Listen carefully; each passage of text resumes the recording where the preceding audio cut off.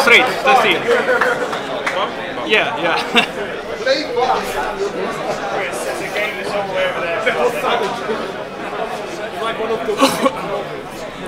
Gentlemen, Thank you. congratulations.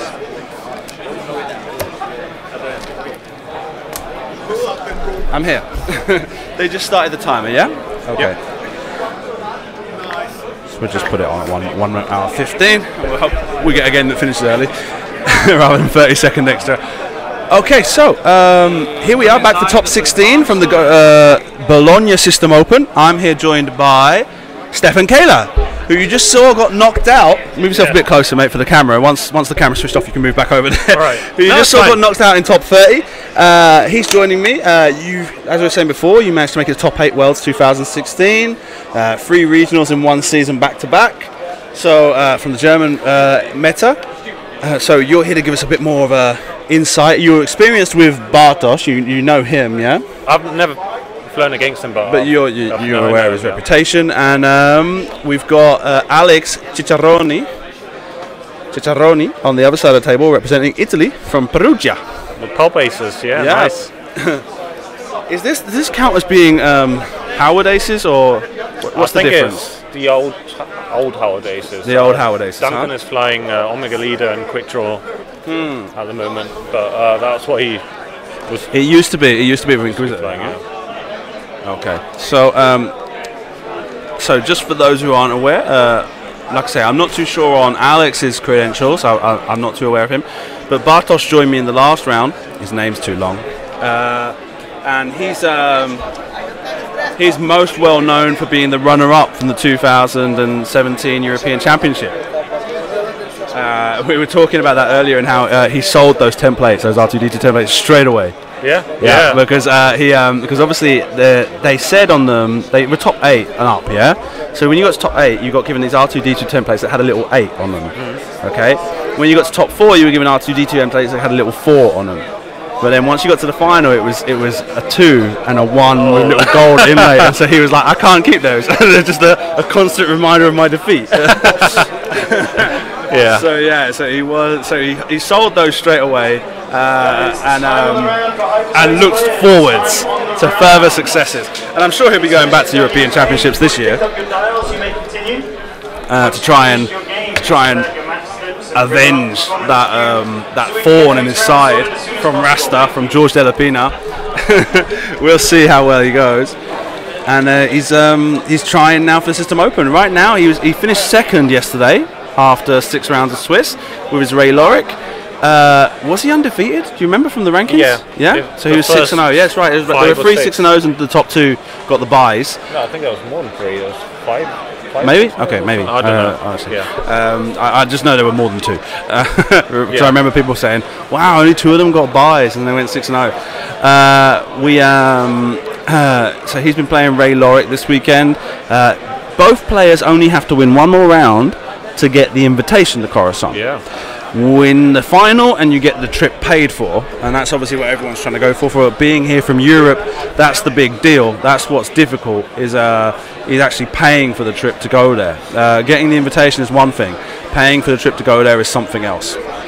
So let's take a look at the list we've got on Alex's side of the board, Captain Yor with Collision Detector, Emperor Palpatine, Quick Draw with Veteran Instincts, Fire Control System, Advanced Optics, Lightweight Frame, Special Ops Training, and Inquisitor with Push the Limit, Auto Thrusters, and the V1 title. So a pretty simple Inquisitor there, and what's become to be a standard Quick Draw, huh? Yeah. I mean, every now and then you get the Alpha Strike variant that's got harpoon missiles, but it's pretty standard to have the Lightweight Frame, Fire Control System, Advanced Optics, and Veteran Instincts, according to your build condition, yeah? Yep. On Bartosz's side of the table, he's got Lorick with Tactician, C3PO and Expertise, and Ray with Kanan Jarrus, Expertise, Engine Upgrade, Finn, and Millennium Falcon. So a lot of passive dice modifications that can't really be shut down there unless he starts stressing himself for some reason. Well, he's starting to split up Ray and Lorick, which is not really something you would expect, because normally you want to keep Lorick near Ray. Yeah. To reinforce Ray. Okay.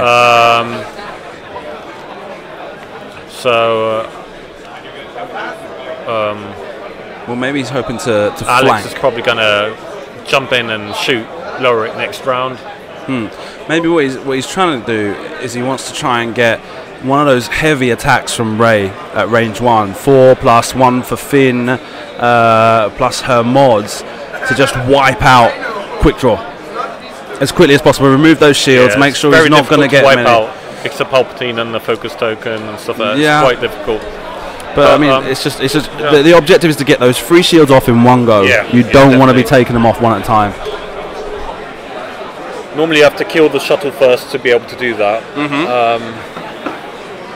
But yeah, he might even sloop back next round. So he's got the second Millennium Falcon title, huh? Yeah, I suppose so. Because he's got Kanan. Yeah, so it must be sloop title then. Yeah. He's got nice art cards as well. Yeah, he's got the Polish art cards, and he's got his special Legion Krakow shield tokens as well. They've got like the little shield, the gear shape, and then they've etched their Legion Krakow logo into the center. Yeah, those are brilliant guys. They are very good players, and they've got an excellent team over in Krakow. Exceptional. So who do you think is an advantage in this matchup? I would guess, okay, now seeing there's a lot of Imperial Aces around, I would guess Bartosz has already faced a couple of lists like this weekend.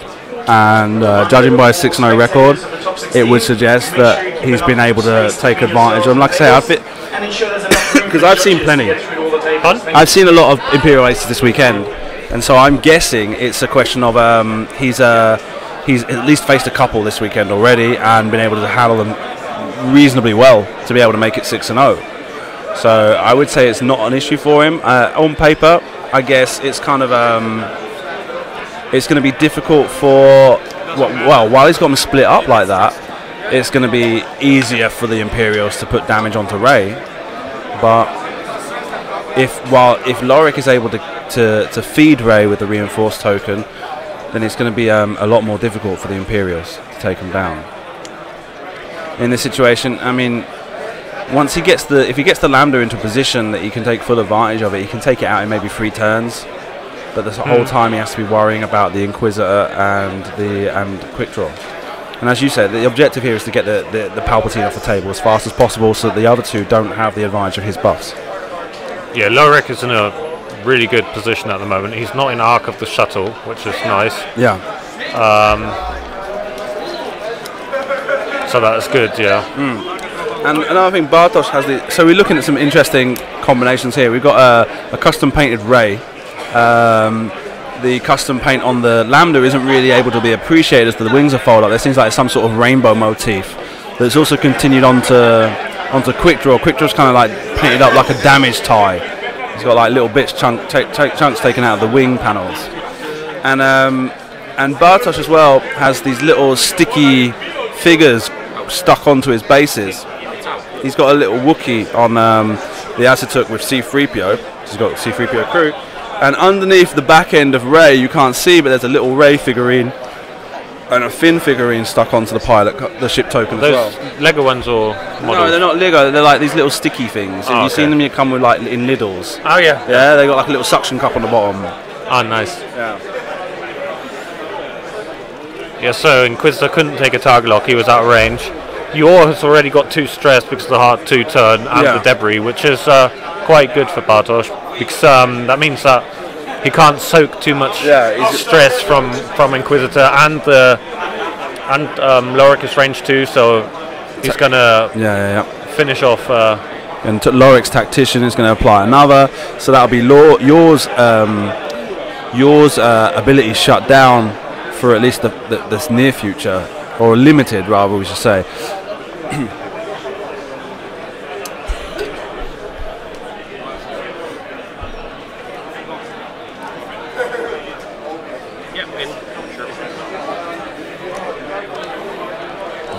Yeah, that's a nice position for Bartosz. So, gets a hit, 1 focus and a crit. And evade and focus. Rolls 1 for Finn. Gets 2. Okay, I will shoot him. Ray fires on Lambda, gets a focus, a blank. No, he's shooting quick draw. Is he? Okay. Yeah? Alright. For 2, I think it is. Yeah. 2 blanks and a focus, spends the focus, takes a shield. And 1 hit, 1 focus and a blank, re-rolls the 2, gets another focus, 1 evade, no damage there. So he stripped the shield and hasn't taken any damage, which is really good. Worked out really well for Bartosz. 1 focus, 3 hits, after spending the focus result, you get an evade.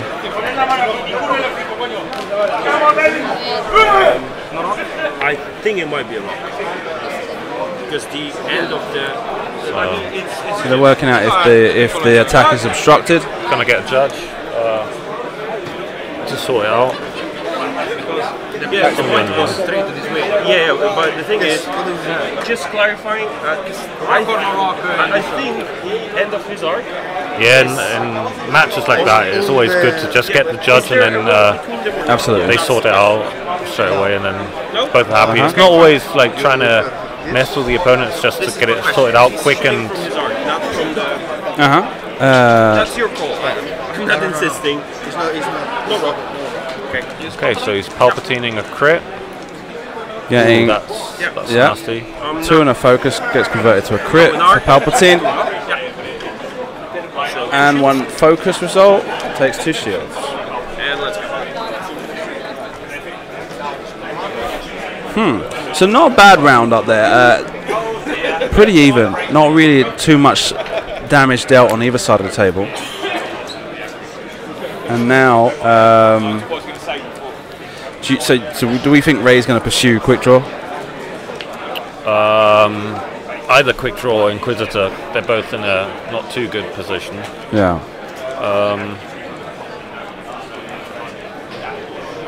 Yeah, probably just Ray doesn't really. It doesn't really matter. You just sort of like point her at the enemy ships, and whatever is in front of her, she'll just load of damage onto them. So just take a moment now, just to remind everybody that this coverage is brought to you thanks to the Patreon backers that we have on First Earth. So please go on over to patreon.com/First Earth. Stefan, you're a Patreon? Yeah. Day 1 Patreon. Really? Yeah. Were you under a secret name or? No. It's hard to remember everybody's name that's on the Patreon, so I apologise. But Stefan also helped me out with this podcast thing we experimented with. Not something I really wanted to get too far into. I kind of tried it out, realised it wasn't really my sort of thing. I do enjoy talking about the game, but like if you listen to it, I talk way too much. Basically, I'm always and anyone will tell you. Anytime you meet me in a bar after a tournament or anything, I'm always like, no, I'm going to go bud in a minute, but I end up talking like 3 hours, and I'm a nightmare. And that's part of the reason why I wanted to do it. I wanted to try and get a bit of that out of my system, so I didn't do it too much here. But yeah, so anyway, the idea is that every single penny that goes into Patreon goes straight to paying for me to get to these tournaments with transport, with equipment and stuff like that, and it's greatly appreciated. So do please consider supporting us on Patreon over at www.patreon.com/First Earth. So yeah, if we look at this now, the Lambda is probably going to creep forward, huh? Yeah. So looking at Alex's possible maneuver options, so the Lambda creeps forward just a little bit, inching forward, 1 forward. I'm not sure. I think he might want to escape Lorik. Lorik's going to do 1 straight. So he's going to bank? Because he's got to do a green maneuver, huh? He doesn't really have to do green maneuver. He could do a white bank just to try and get away. Okay, so more. Okay, so there's either 2 bank right to get past. This way? Yeah, something like that, right? Which frees up a space for these 2 to move up. Are they going to be trying to escape Ray, moving towards the right, maybe to get onto Lorik, maybe? No, I think he was going to try and get. So he's going to go head on into Ray. Oh, so he's going to do 1 straight. All right. that doesn't matter. Creeping forward. I think you get stress anyways. Okay, so he wants to lose the stress. Yes. Or is he getting a new one? Oh, he's gone straight onto another debris, so no change. No damage, Dan. No damage. And then this is a problem. Yeah. So Lorik's in a great position. for a range 1 shot. Yeah. Or even a range 2 shot on yeah. Well, the others. So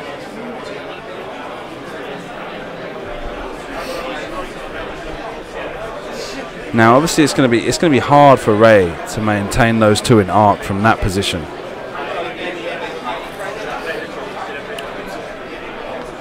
Bartosz showing off his Padme Amidala tattoo. What's on the other side? C-3PO. Nice, yeah.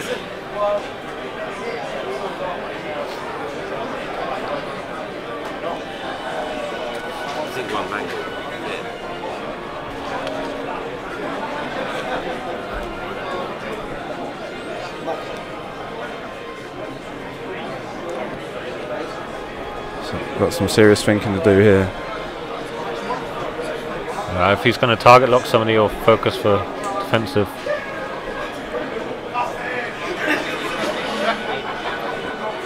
Is the target lock that's on quick draw his? No, he's using system open target locks. Okay, so there we go.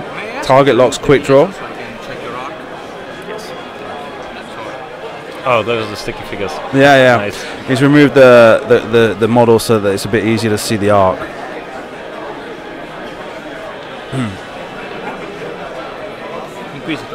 Sorry, quick.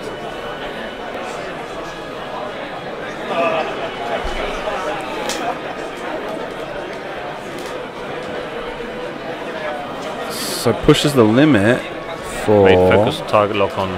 Yeah.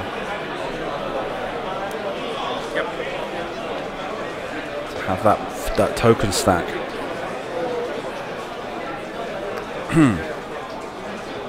Yeah, going after Lorik. They're trying to make sure, they're trying to escape Ray as much as possible. But it looks to me like Ray might just have arc on Inquisitor. Maybe? No, it's really close. Maybe not. No, I don't think so. It's a bit difficult because obviously that line going down a bit because of the table, the height of the base can give you a bit of a perspective. I think it's just out. Yeah, just out. That's close call. But in this, Alex having absolutely no trouble just kind of rolling over those debris tokens, huh? And an all debris token board we've got here. No rocks. So it's popping a crit. And that's a good roll. Yeah, pretty good. Looks like we're looking at 2 hits and 2 crits. 1 evade, takes 2. With stealth with the Rivet Force. Fire control system moves the target lock and gets 3. Takes 1.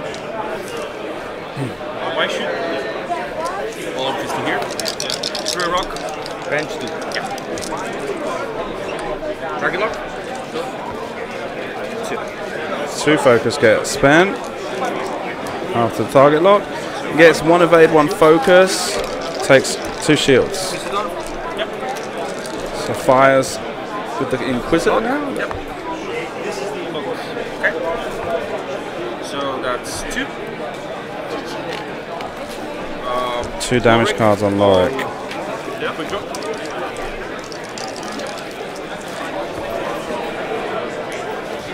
4 hits and 2 evades and a third, looks like maybe.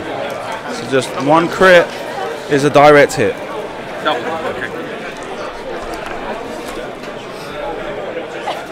Okay, so that left quick draw severely damaged after that engagement. Which, if he can take quick draw off the table, and with Palpatine in the position he's in, well, the Lambda's not going to be able to do much in this game for now, apart from be a Palpatine caddy. Yeah. So this gives, even with Lorik with 4 hull left, gives him an opportunity to just focus fire down. Well, he wants. It's a shame he didn't get quick draw off the table to just focus on the Inquisitor. But with quick draw on 1 hull left, it doesn't look good for Alex.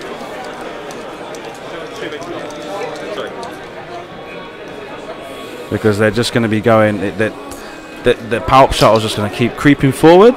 They're just going to be behind him the whole time. He's not going to be able to fire. He's not going to be able to take any leverage out of that weapon. And he's just going to be able to focus fire those 2 aces down for now. and maybe end up limping out of it at the end with like 2 heavily damaged ships. But then he's just got to take care of Lambda, and that won't take him too long either. It depends on how the Inquisitor can cope with Ray, really. Yeah, but I mean, he's only got, so if he's got both of them firing on him, his tokens won't block everything.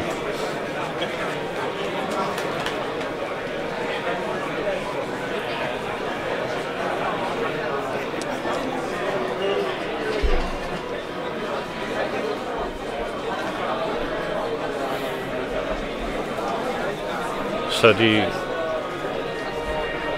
Lurik's probably going to turn left, reinforce back. And maybe try and block. Save him with C3PO. So even if stress.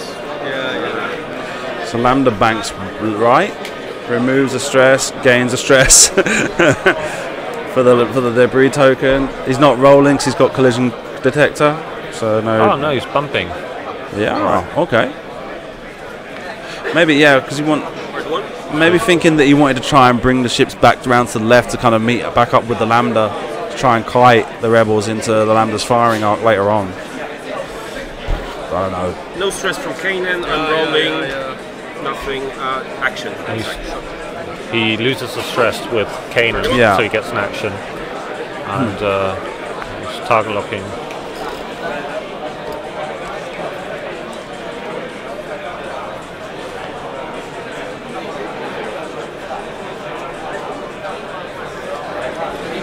Inquisitor's getting out of there. Yeah, he's like, I have to get as far as possible, as quickly as possible, and try and maximize my blast modifiers. No, auto thrusters, range 3, maybe even an obstacle between us, and give myself with the best possible opportunity of trying to stay alive against these attacks from Death Ray.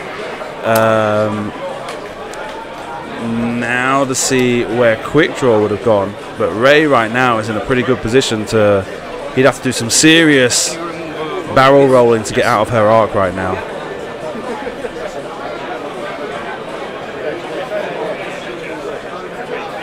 One banks right.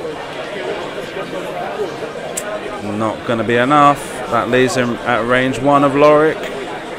Even if he could barrel roll, he can't barrel roll left because of the debris. So he's going to be at range 1 of Lorik one way or the other, I think here. Yep, and just focuses up. So, quick draw firing out the rear arc, 2 hits. C3PO 0, so gets 1. Ray? Range 2. Ray firing on quick draw gets 2 plus a blank for Finn and a focus, and gets 4, and that looks like that's a dead quick draw.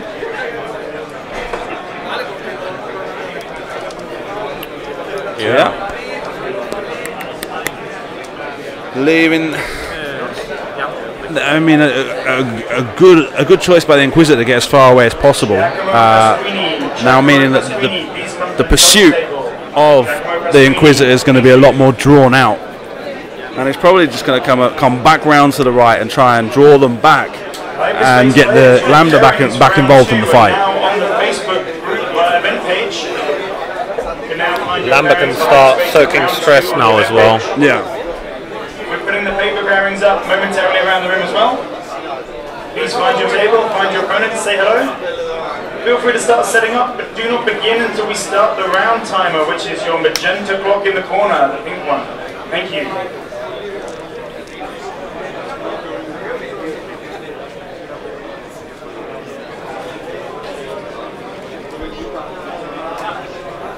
So, Lorik's on 3 hull, still got C3PO, so it just takes ages for you to kill Lorik. Yeah, absolutely. With reinforcing C3PO.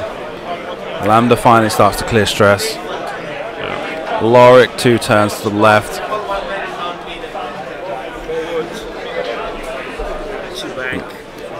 And 2 banks left for Ray. Maybe deciding that the Inquisitor is going to give her a hard time of chasing him down. I'll just concentrate on the Lambda. Yeah. Yeah. Or Inquisitor if he gets. Yeah, if the Inquisitor goes to the left and gets into arc, it's like he took damage from the debris. Happens. Yep. players who have dropped out of stage 3 into the hyperspace. Okay, so a one Your turn names will have a star left. in front of them. So you will appear at the Doesn't top want of to take all no the boosts or pairing barrel boards. rolls there and risk getting into Sign of arc. respect for making Maybe stage he wants the 3, barrel roll so you will be at left. the top of all the pairings boards. If he barrel rolls left, he'll get into tactician range for Lorik. True, but he'll be at. But he doesn't care. He doesn't care. He's looking for the obstruction from Ray. Yeah, not in arc for all thrusters. Yeah. And he isn't pushing because of Lorik. Yeah.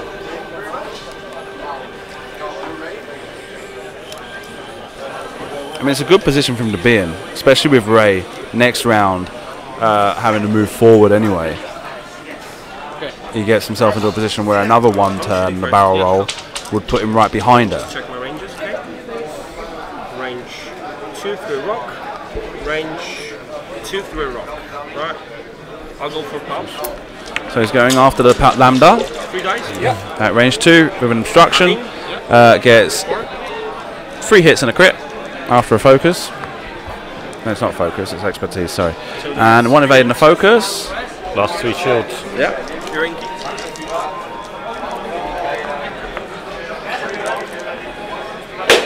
And 2 dice. the Inquisitor gets 2 hits and a crit. Spend focus. Spends the focus. Right, Lorik, range 2, so stress. Lorik's Tactician stresses the Inquisitor. 2 hits. So 1 shield. And Loses nothing his going. shield. No good roll there from the defense.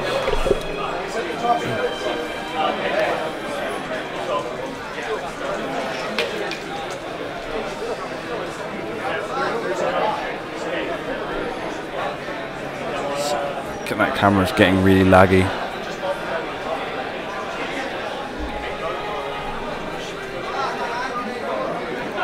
Okay.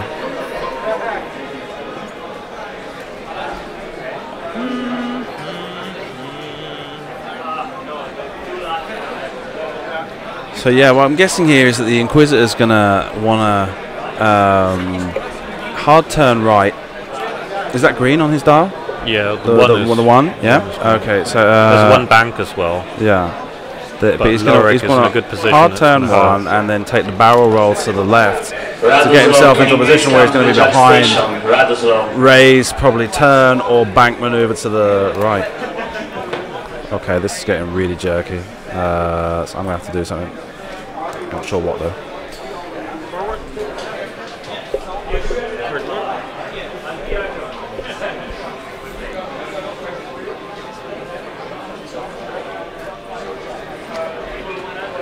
Oh, that was nice. So probably block that maneuver. Pop. No. No damage there. I will target block you. Yeah. Is it? Oh no, went 1 bank.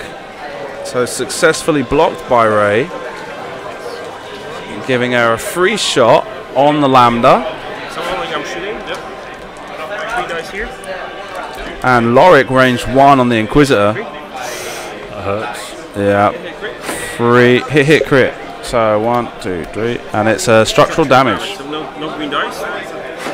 Range 1 here. And 3 hits on Inquisitor. With 2 evade, 2 focuses and an evade. Takes 2 damage. That hurts. That's it. I think that's pretty much game now. He's got He's got the lambda limping around on 2 hull. He's got Inquisitor on 1 hull, bumped and looking to go over a rock next turn for extra stress. Which I suppose Yor could hoover up, but like still,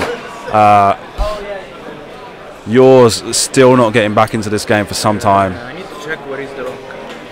Sure.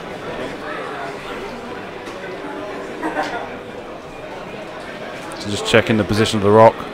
Or maybe with a bank he might just get away with it without having to go over the rock. Huh.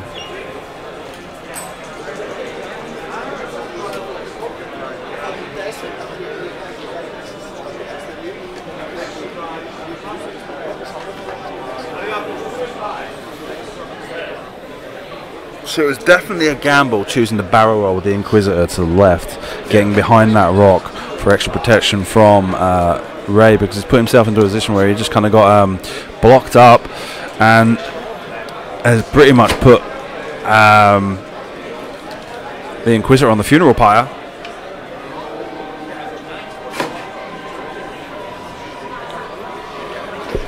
And he's not got, the Inquisitor doesn't have very many maneuver options open to him right now. Like I say, like a one bank would probably just get him clear of the Astro of the rock without taking the stress. But where Ray will be another question. He could probably just not worry about going straight over the rock and just have Yor take the stress. But risking that crit. Yor can't. Your pilot cards in a minute. But for now, you have 75 minutes. Good luck. The stress really. You may begin. Thank you. If the Inquisitor went far away. If the Inquisitor went over the rock. Yeah, I think with so. with a 2 bank or something like that. It's range 1 to 2, isn't it? Yeah, 2 bank maybe, but really depends on what Ray's going to do. Could maybe turn into the shuttle, but then he won't be shooting and he'll get shot by Lorik. Yeah. Yep. Just hold it, please, very tight, because I don't want to mess anything up. Ragazzi, qualcuno ha trovato un sacchetto giallo marcato S lunga con dentro dei componenti di gioco? Se sì, per favore, riportatelo al desk. This camera's lagging. Guys, someone has found a canvas bag named S lunga, a yellow canvas bag with X-wing components inside. Please come to the judge station. Thank you. Like that. It's still a bump. Or, where is it? Okay, it's a bump somewhere here. You're fine, good. So it doesn't quite manage to get it in. It gets blocked by the Lambda. But still, with Lorik at range 1 of the Lambda, takes damage. Another crit. Second crit on debris. Yeah, man.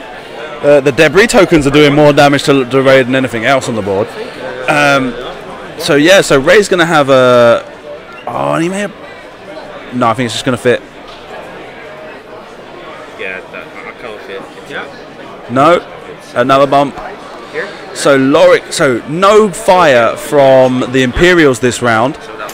Ray gets a free shot on Inquisitor, maybe just inside range 1. And yep.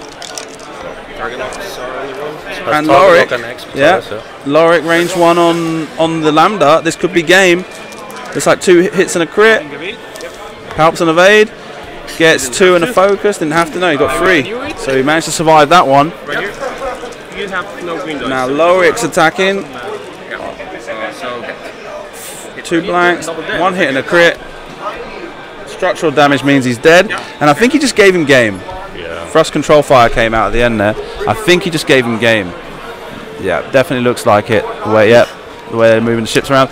So that's the end of top 16 from here. Thank you, Stefan, for joining me. It's been a pleasure. We've talked about this before, but just for the people that are listening, you're from Germany. Yeah. Right, but your English is excellent, and that comes from the fact that you were living in Bristol or something like that. You were saying? My mum's English, so I'm half English as well. Okay, well, excellent. So that's just a little fun fact for you about how German people are able to speak so good English compared to even English people. I mean, there's some English people that even speak so English as well as you, like me, for example. I'm fluffing it completely. So thank you. Thank you very much. It usually depends.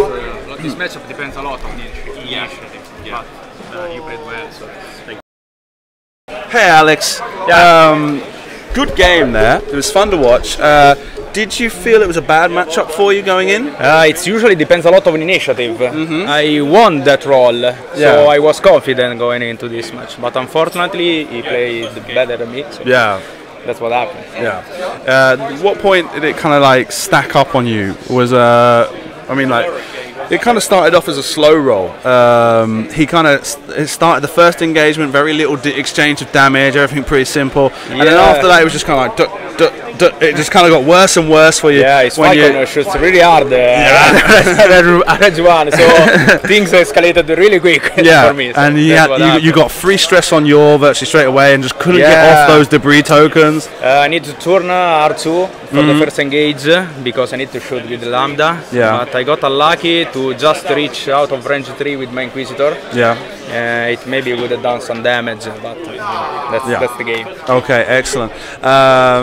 So now you get to go into hyperspace. Yes. Is that something you're going to take care? You're going to try hyperspace? Yeah, for sure. Yeah. So you just have to win 4 games. It's easy. Then you get your invitation. It's easy to say. It's easy to say. Yeah. How many? You were 5-1 yesterday. Yeah, I was 5-1. I lost a game after lunch. Then straight from 2 years. Okay, excellent. Yeah. So what position did you end up in? 15th place. Yeah. There you are, Alex Ceccaroni. 5 victories, 898 MOV. It was a good tournament for me. Yeah. Good list for this tournament. A lot of people have this list, even in the top.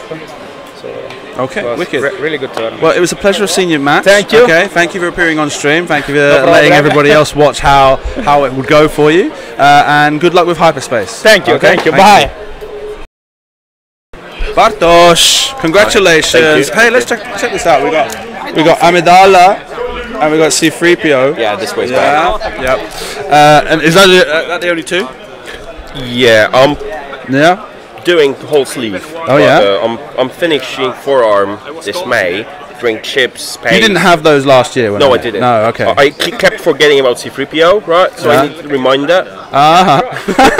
For real? No. Okay. Why Padme and C3PO? Out of the characters that are in the series? I always bring up this story about Padme, and I wanted to have Han Solo first, but then this is inappropriate for a live stream. Right. Let's just say I don't want Harrison Ford watching on my hands all the time. Okay. I prefer to be. Okay. Understood. All right. Okay. And C3PO. Why C3PO? You're a big fan? It's very graphic. Yeah.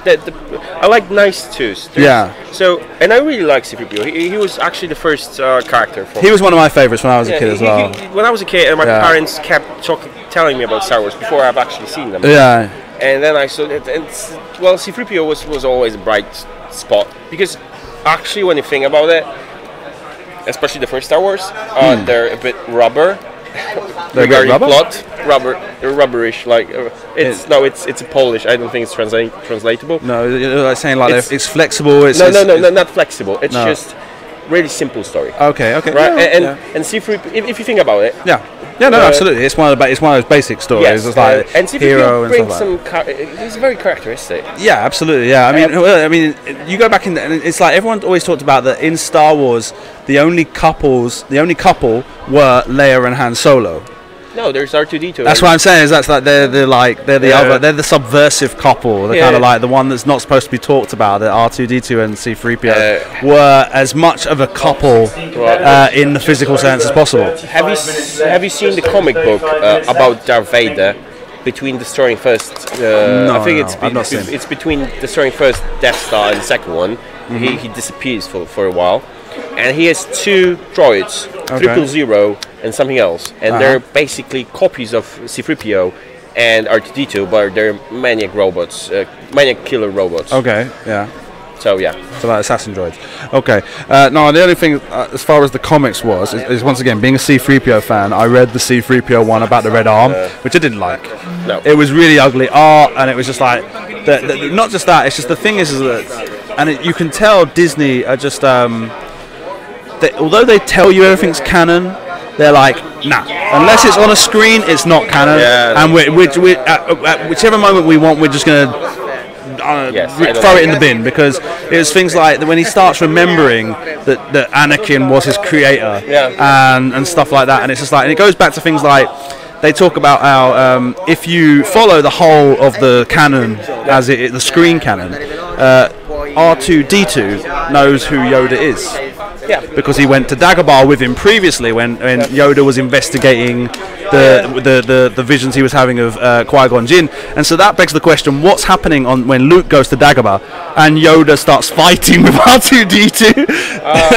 I think Yoda gets very old, and I think that Yoda would. I understand Yoda and Obi-Wan not recognizing R2, because at the end of the day, this is like saying, "Do you recognize my iPhone? That's my iPhone." But if you saw my iPhone a week from now, you wouldn't say that's Simon's iPhone because it's an iPhone. Yeah, but I would remember that.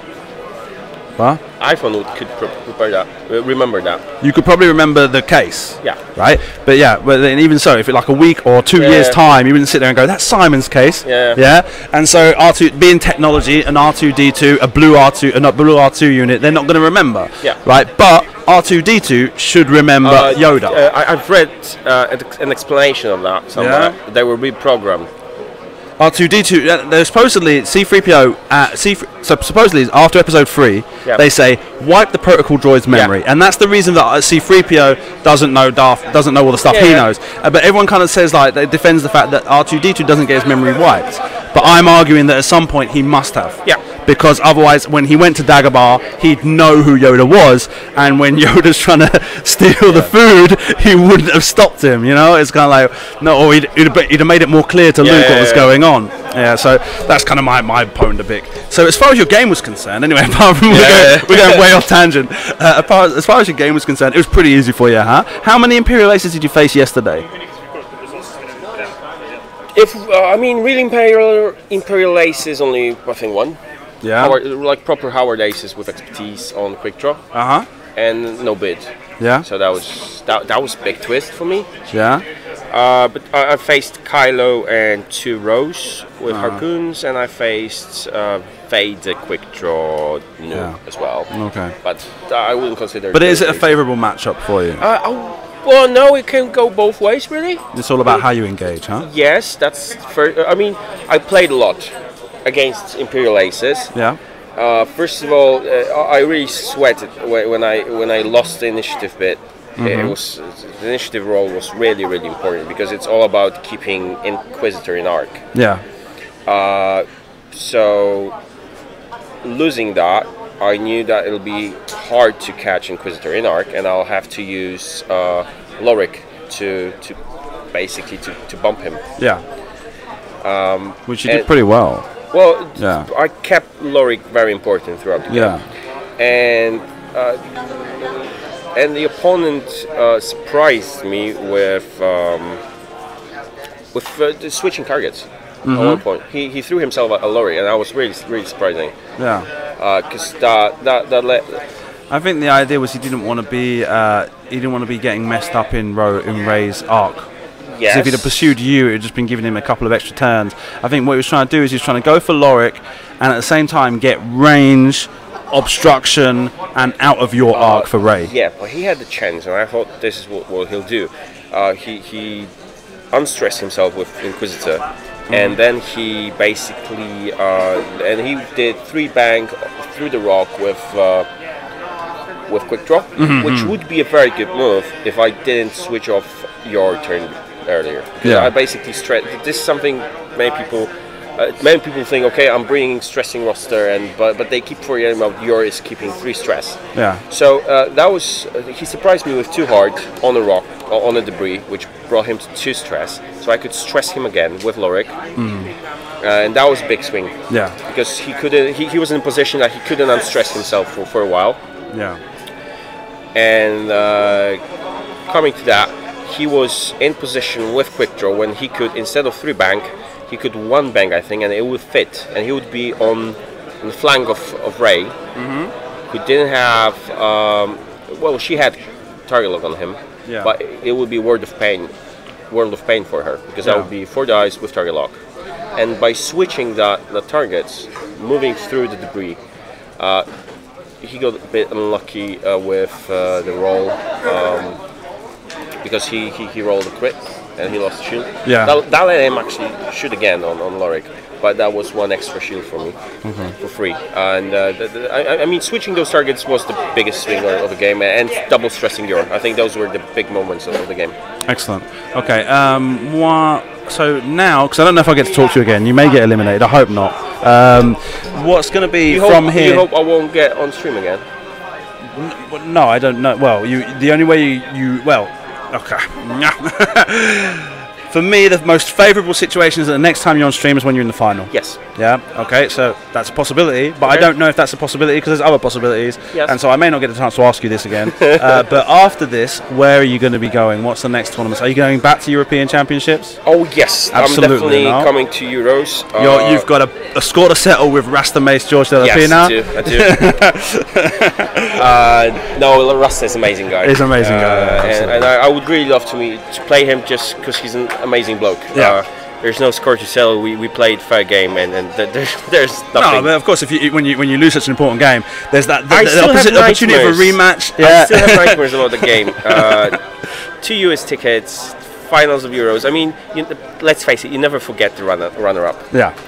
It's always the finalist and maybe top 8, but you never remember the runner-up. And it's not about that. It's just I have nightmares about that game. Okay. Really. Excellent. Okay. Well, and World's Championships? Nope. No. You're already through the top 8, so you've got a Coruscant Invitational. Is that something you're looking into doing? I think I've already asked you today. It depends on my funds, actually. Yeah. It all depends on that. Okay. So funds are the most important part, and well, I'm hoping to get a ticket. Yeah. Well, no, you've got one. You're hoping to get the paid trip. Yeah. Okay, no, but the thing is, I might. The next big tournament for me might be Paris, but it's still debatable because it's after World, after European Championship, and then Paris. Yes, because after Euros, like last year, I'm staying 2 weeks in UK working until 15th. Okay. And Paris is 15th or 16th. 17th.